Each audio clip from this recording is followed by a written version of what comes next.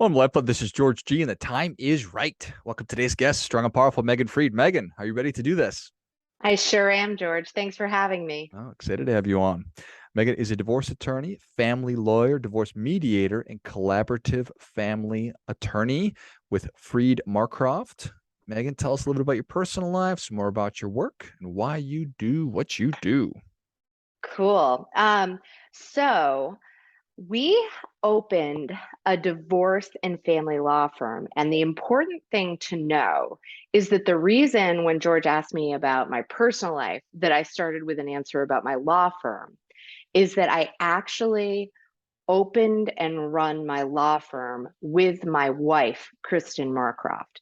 So the interesting part for a lot of people is the idea that you have two divorce lawyers that are married. I love it. So, yeah, right. So I like to make sure people know that.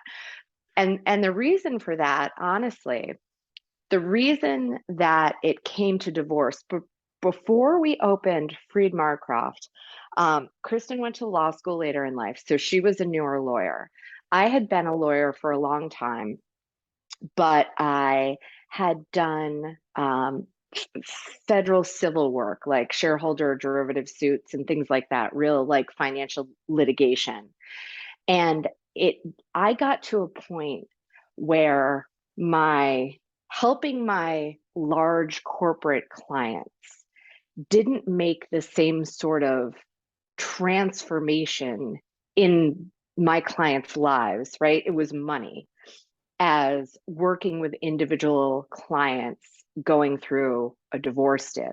And one of the interesting pieces of this, right, is that there's really two things we do in divorce. We do money and we do kids when you get to the down to the nuts and bolts of the divorce itself. And because of my background, I have a particular interest and knowledge base around the money side of it, right? The financials. And of course, they're not on the same scale as a $1 billion business dispute. But in terms of the impact on people's lives, yeah, they're off the charts more. There's no doubt about that. All right. So you opened and operate a family law firm with your wife, or family law and divorce firm with your wife. Yep. Is that a good idea? I mean, for us, it's great. So when we started the firm, um, that was back in 2012. And when we started the firm, I I think that we naturally found divorce. We started more general practice and we wound up niching down into divorce. For us, it has been a really incredible thing to do, which is that we help people get into the lives that they want to live. I've been divorced, and I'll tell you that I wouldn't be in the happy marriage that I'm in now without it. Right. So for me, being in a divorce law firm where my partner is my wife makes the most sense in the world because it's how I got to build a firm that went from just the two of us to 25 people. And it's how I get to live the kind of life I want to live with the person I want to live it with. Divorce was the key that unlocked my happiest life. Well, I love it. Congratulations on that. Thank you. So I think that we all know what a bad divorce is, and there's horrible Yeah, stories about divorces dragging on and destroying families and costing all the money and right. just being all terrible. But Yeah, certainly divorce is also a wonderful thing. It's not good or bad. It can right. be a wonderful thing. So what is a good divorce? So for me, I was just talking to you about the outcome of a divorce, right? Like the good outcome is that you're no longer married to the person you're not meant to be married to. Hmm. And if you have children, a good outcome is that you have children with two happier parents. That's the best case scenario on the financial side, and everyone's able to continue to live the lives that they want to live without without too much adjustment, right? And I think one of the things that you have to think about the divorce process itself and how that goes is, one of the things that we say to people is that the single determiner for how expensive your divorce will be in terms of attorney's fees is the degree of acrimony between the two parties, right? That is the thing that runs up the bill. The lawyers in our firm, they mediate, they practice collaborative law. These are all mechanisms designed to support people in decreasing acrimony. But ultimately, it doesn't matter what format your divorce takes, whether you wind up in the default, which is in a litigation, or whether you opt into one of the most common alternative ways to resolve your divorce that keep you out of court, mediation and collaborative divorce. It's the two people involved that really, really drive the acrimony.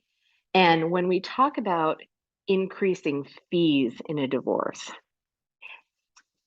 that's often like a shorthand way to talk about expense, because the expense isn't just in terms of legal fees in what people think of as a bad divorce. The expense is also kids winding up on the stand.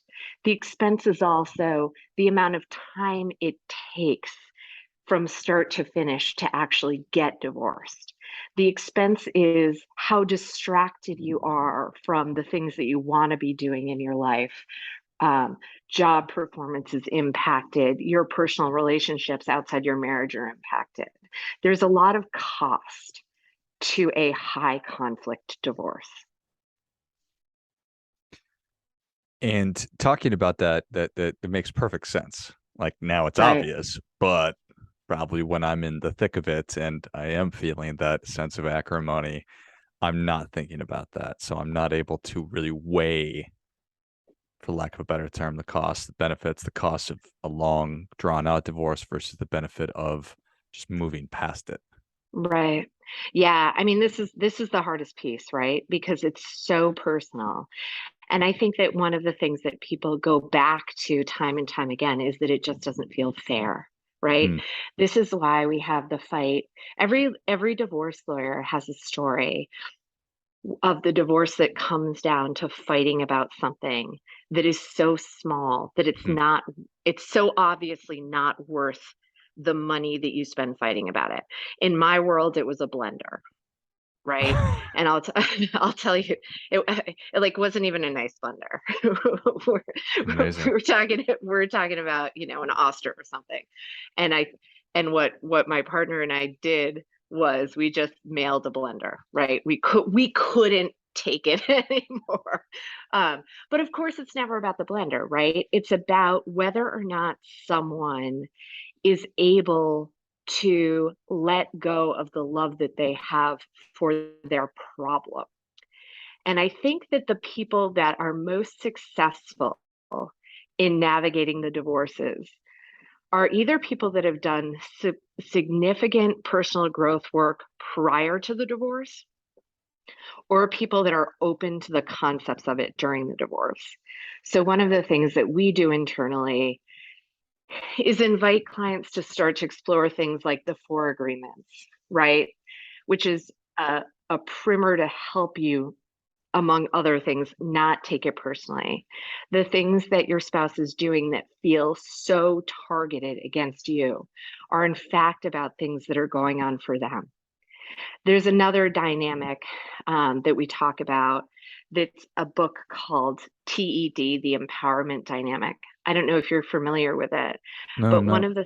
yeah, so it's really back in I think the 1960s, there were a lot of psychological studies that explained the trauma, what was then called the trauma triangle, right? So basically, the trauma triangle thinks of having a victim with a persecutor and a rescuer. And in the legal divorce context, what happens is if you get someone who's in victim mode, I don't the term victim can be complicated for a lot of obvious reasons. So think about this as a victim mode, like someone who's feeling disempowered, who's feeling like they don't have control over their lives. That happens a lot, as you can imagine, particularly when you're on the receiving end of a divorce that you might not want, right? And what the empowerment dynamic does, it sort of turns that triangle on its head and gives the person who might be inclined to slip into victim mode the opportunity of regaining control and responsibility for their own decisions. It's called a creator. And then the persecutor and the rescuer flip into challenger and coach so that everyone is focused on responsibility and control for the person who's navigating the thing. And our clients that are able to do that, that are able to see themselves as, look, I don't have any control. This divorce is happening. That is a fact. But what I do have control over is how I behave through this process, how I act, and in what my life looks like after. No one can dictate that for you unless you let them. And those folks have good divorces. They're not in charge or able to control what their spouse's actions are, but they are 100% in control of their reactions to them. Some really powerful stuff there, Megan. Can you let go of the love you have for your problem? Right. That's a big question right there. Yeah, I know it's deep, right? I mean, for a lot of people, the the drama of the pain Yeah.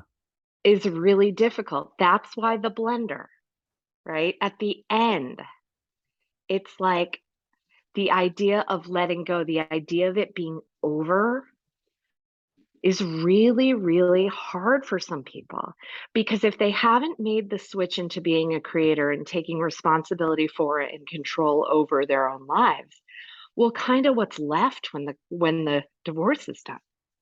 They haven't built that. Can you let go of love you have for your problem? Well, there's probably very little chance I'm going to be able to do that if I have no idea what life will look like on Monday when I wake up after being done Exactly. with this. Exactly. One of the things that happens when we get married, especially, is there's so much societal pressure, Yeah, fantasies, right? Like if you think about the end of all the old Disney movies and they walk down the aisle, right? sure. Even mermaids walk at the end, right? One of the things is like when you take that away from people, the life that they envisioned was often very tied up in their marriage. And so you do have to make a shift and start to envision a future and build a future that isn't prescribed by what your mom told you and Cinderella, right? Hmm. You have to build a future that's what you actually want. We've said people do really cool things like, so we are based in Hartford, which is in the insurance capital of the world. So in Hartford, one of the things you see is a lot of folks in insurance and then finance and lawyers, like the services that support them. In Connecticut, more generally, because we serve the entire state, there are a lot of folks as you get closer to New York City in finance. So these people have what you would call like fairly like white collar professional jobs. And when people make the switch and really start to envision a new future, all of a sudden things start happening. People move to Europe, they move to Colorado, they become fly fishing guides. I mean, all of these things start to, I used my own experience and I use that expression like that it unlocked for me. The best divorces it unlocks and people get a blank slate and start to write it over. One of the things that I had a client once, very, very concerned. His parents had been divorced, and one of the things that happened is he spent less time with his dad. They became a lot less close, right? And that's much less likely to happen now. It's a different world in terms of how shared parenting works. But that was his experience. And so as he was going through a divorce and his own kids, he really had a hard time thinking about about his kids not having two homes with 4 bedrooms each and a white picket fence and everything. And by the end of the divorce, this guy bought a lake house and a boat and jet skis and all number of water toys and developed this totally different relationship with his life without his kids and his life with his kids when they were visiting. His house sort of became like a an oasis home, right? And so really cool things happen when people are like, yeah, I got to take responsibility for this, but it also gives me a heck of a lot of control about how it looks.